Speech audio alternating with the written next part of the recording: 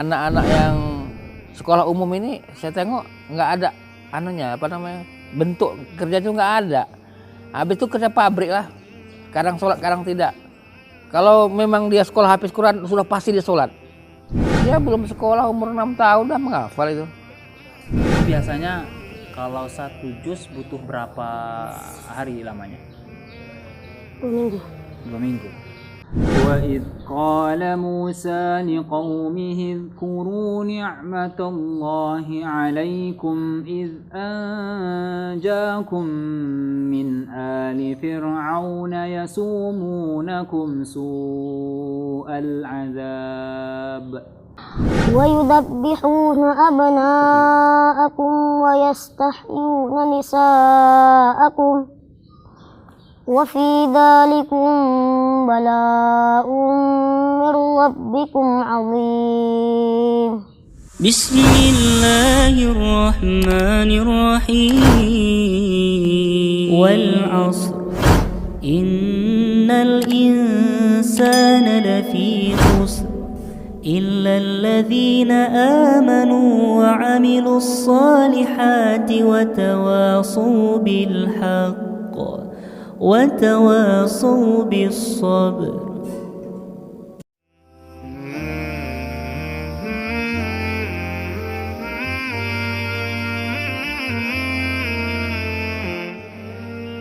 Assalamualaikum warahmatullahi wabarakatuh. Kawan, aku masih berada di pondok ini, melihat, bercengkrama, dan berkumpul dengan anak-anak luar biasa ini. Lihat saja mereka, benar-benar antusias untuk menghafal firman ilahi. Tiada hari yang mereka lewatkan tanpa menghafal,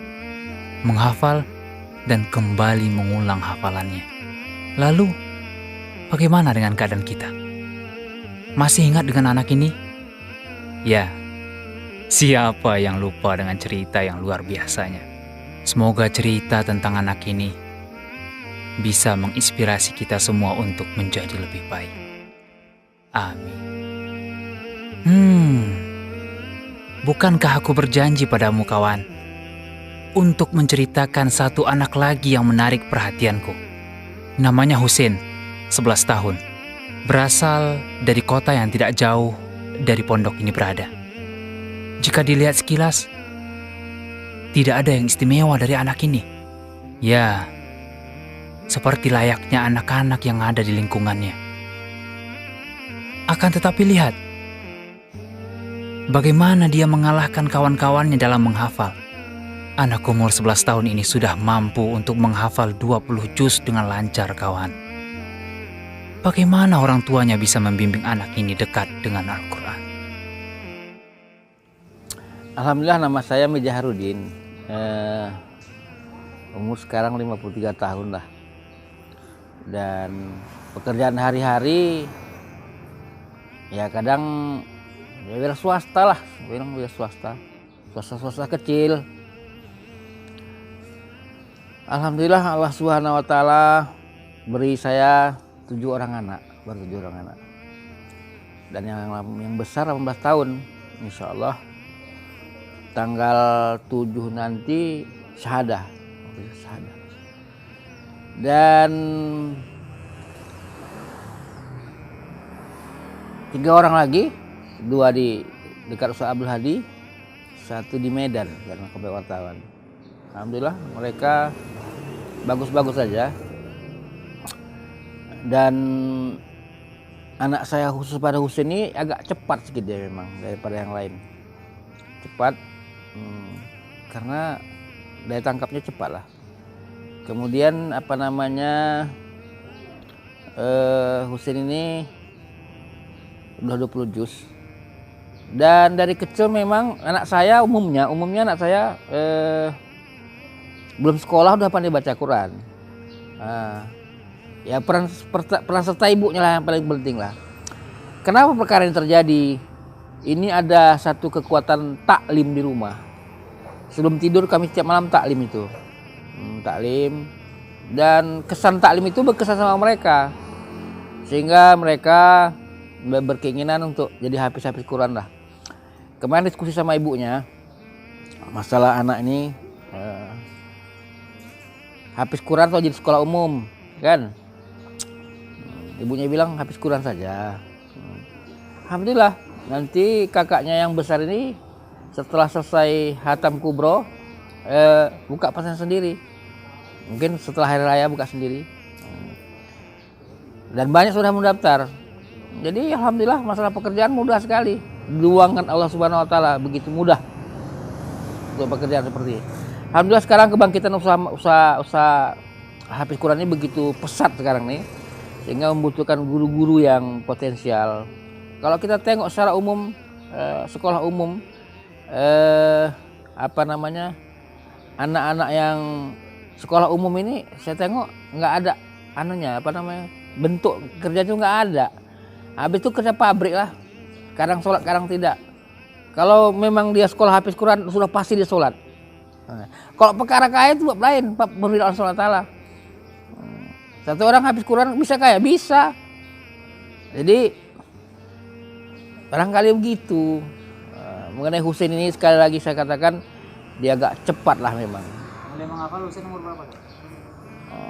Dia belum sekolah umur 6 tahun udah menghafal itu. 5 tahun 6 tahun menghafal. Cuman menghafal itulah. Jadi melihat potensi yang ada ini, kemarin sempat sekolah SD kelas 3, kita masukkan ke pesantren Hafiz Quran. Karena bakatnya menghafal itu lebih cepat dari kawan-kawannya. Di kelas juga dulu guru-gurunya juga memuji dia. Jadi sekarang ada kesempatan saya tengok orang-orang melihat anaknya nggak potensi dalam dunia, baru masuk ke agama. Ini salah perkara ini. Anak kita hebat dalam dunia, hebat dalam agama nih, masukkan dalam agama dia. Hebat dalam dunia, masukkan dalam agama. Baru masya Allah, dapat itu. Ini sudah tidak ahli dalam agama, tidak ahli dalam dunia, masukkan dalam agama. Ini salah ini. Potensi yang ada ini kita pupuk, kita kembangkan untuk agama. Sekarang agama masya Allah berkembang sekarang kan. Ada target sendiri nggak Ustaz untuk anak-anak antum? Loh, saya punya target lah. Saya target semua anak saya Hafiz Quran. Kemudian semua anak saya punya pondok semua. Jadi memang saya sudah bilang sama istri bahwa anak kita ini kita wakafkan saja untuk agama. Jadi wakaf untuk agama ini penting. Artinya memang tidak konsep pegawai negeri nggak ada itu. Konsep pegawai negeri nggak ada. Artinya ya mengabdi kepada masyarakat saja. Mudah insya Allah. Nggak ada pegawai negeri, nggak ada apa.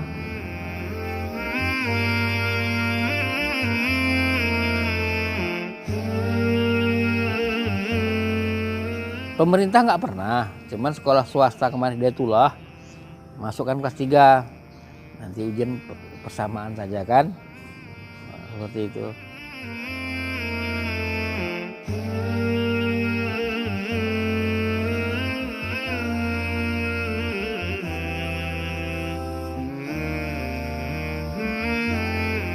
Saya pikir biasa-biasa aja anaknya. Pendidikan khusus saya itu nggak ada kepada anak-anak. Yang jelasnya ya seperti anak-anak belajar ketika kecil, masukkan program agama, itu aja. Program agamanya masukkan.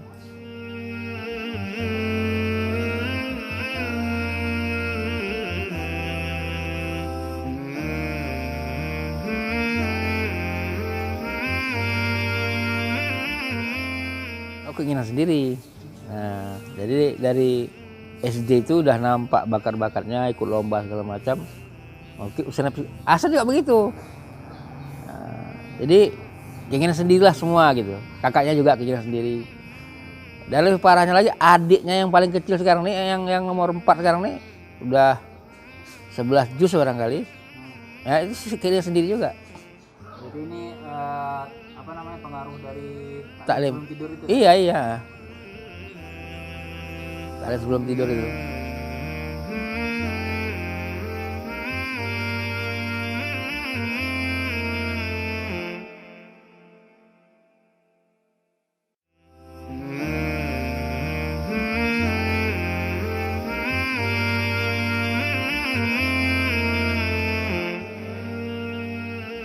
kawan? Sudah dengar apa yang diceritakan ayahnya? Dengan modal ta'lim dan berkumpul bersama anak-anak sebelum tidur, keluarga ini bisa menciptakan anak-anak penghafal Al-Quran. Benar kawan, ibu adalah madrasah pertama untuk anak-anaknya. Ibu juga yang akan membentuk anak menjadi berlian yang berkilau, atau hanya menjadi sebongkah batu yang tiada arti. Nabiku dan nabimu bersabda, setiap manusia yang lahir, mereka lahir dalam keadaan fitrah. Orang tuanya lah yang menjadikannya Yahudi atau Nasrani. Bukhari dan Muslim. Dan keluarga ini berjanji untuk mewakafkan anak-anaknya untuk agama, umat, dan bangsa ini. Sesungguhnya Allah mengangkat sebagian kaum berkat kitab ini, yaitu Al-Quran. Dan Allah menghinakan kaum yang lain juga karena Al-Quran. Ahmad dan Muslim. Husin, itu biasanya kalau satu juz butuh berapa hari lamanya? 2 minggu. 2 minggu. Sekarang sudah berapa juz yang Husin hafal? 20 juz. 20 juz. Umurnya? 12. Umur 12 dan hafal 20 juz. Itu targetnya nanti khatam Quran umur berapa? Umur 13. 13 sudah hafalan ya. Insyaallah. Boleh diuji hafalannya? Insyaallah ya. Baik. Dengarkan baik-baik Husin, nanti lanjutkan ya. A'udzu billahi minasy syaithanir rajim. Bismillahirrahmanirrahim. وَإِذْ قَالَ مُوسَى لِقَوْمِهِ اذْكُرُوا نِعْمَةَ اللَّهِ عَلَيْكُمْ إِذْ أَنْجَاكُمْ مِنْ آلِ فِرْعَوْنَ يَسُومُونَكُمْ سُوءَ الْعَذَابِ أعوذ بالله من الشيطان الرجيم. بسم الله الرحمن الرحيم. وإذ قال موسى لقومه اذكروا نعمة الله عليكم إذ أنجاكم من آل فرعون يسومونكم سوء العذاب ويذبحون أبناءكم ويستحيون نساءكم وفي ذلكم بلاء من ربكم عظيم. وإذ تأذن ربكم لئن شكرتم لأزيدنكم ولئن كفرتم إن عذابي لشديد. وقال موسى إن تكفروا أنتم ومن في الأرض جميعا فإن الله لغني حميد. Oke, selanjutnya ya.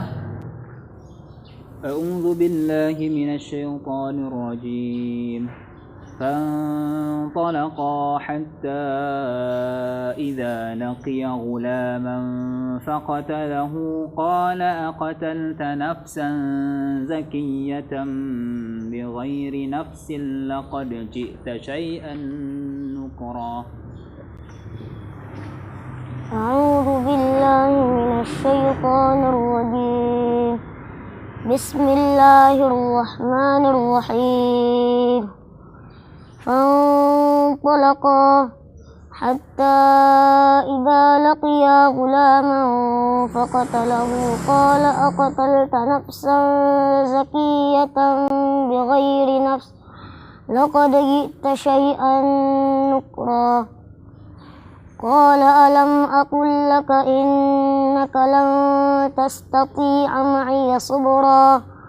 قال إن سألتك عن شيء بعدها فلا تصاحبني قد بلغت من لدني عذرا فانطلقا حتى إذا أتيا أهل قرية استطعما أهلها فأبوا أن يضيفوهما فوجدا فيها جدارا يريد أن ينقض فأقامه قال لو شئت لاتخذت عليه أجرا. Masya Allah, Masya Allah. Masya Allah.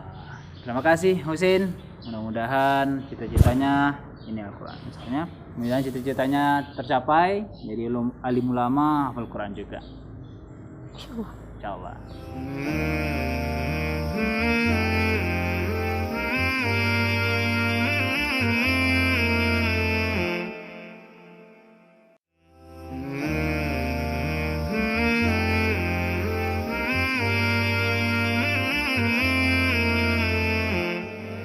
Pernahkah terbayangkan olehmu kawan, saat umur 11 tahun engkau mengatakan, aku akan berikan mahkota indah untuk orang tuaku nanti di akhirat? Atau, pernahkah engkau bayangkan, memiliki anak dan berkata, ayah, akan kupasangkan mahkota untukmu nanti di padang mahsyar? Pernahkah engkau bayangkan kawan? Setidaknya pernahkah engkau berangan-angan untuk itu? Nabi bersabda, siapa yang menghafal Al-Quran, mengkajinya, dan mengamalkannya, maka Allah akan memberikan mahkota bagi kedua orang tuanya dari cahaya yang terangnya seperti matahari. Dan kedua orang tuanya akan diberi pakaian yang tidak bisa dinilai oleh dunia. Kemudian kedua orang tuanya berkata, mengapa saya sampai diberi pakaian semacam ini? Lalu disampaikan kepadanya, disebabkan anakmu yang telah mengamalkan Al-Quran.